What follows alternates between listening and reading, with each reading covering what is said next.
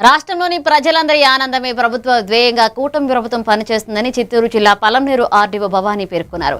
పలంనేరు పట్టణంలోని RTC bus stand ప్రాంగణంలో ప్రభుత్వం ప్రతిష్టాత్మకంగా చేపట్టిన దివ్యాంగ శక్తి కార్యక్రమంలో భాగంగా ఉచిత బస్సు ప్రయాణాన్ని కూటమి నాయకులతో కలిసి అధికారులు ప్రారంభించారు.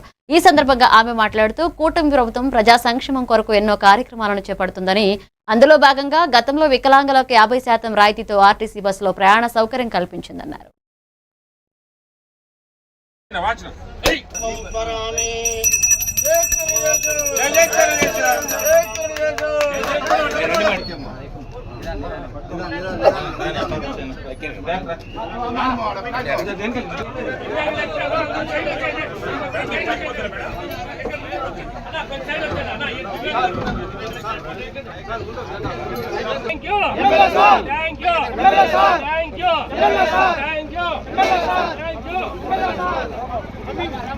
ఈరోజు దివ్యాంగులకి ఉచిత బస్సు ప్రయాణానికి ఇచ్చేసినటువంటి మన ఆర్డీఓ గారికి, అదేవిధంగా డిఎస్పీ గారికి, కమిషనర్ గారికి, అదేవిధంగా డిపో మేనేజర్ గారికి, కూటమి ప్రభుత్వంలో ఉన్న నాయకులందరికీ, ప్రజలకి అందరికీ, అదేవిధంగా దివ్యాంగులకి నా శుభాకాంక్షలు, ప్రెస్కి నా నమస్కారాలు.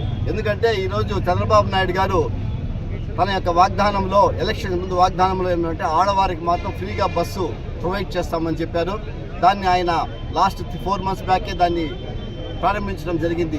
అయితే ఈ పథకం దివ్యాంగులకి ఇచ్చే పథకాన్ని ఈరోజు ప్రారంభించడం చాలా గొప్ప విషయం. ఎందుకంటే దివ్యాంగ శక్తి అనే ప్రోగ్రామ్ని మన ముఖ్యమంత్రి చంద్రబాబు నాయుడు గారు ఈరోజు ఇనాగ్రేషన్ చేయడం అనేది జరిగింది. దానికి మా దివ్యాంగ సహోదరులందరి తరఫున నేను కృతజ్ఞతలు తెలియజేసుకుంటున్నాను.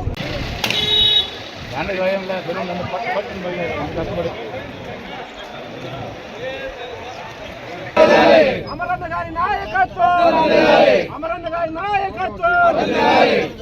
Thank you CM sir.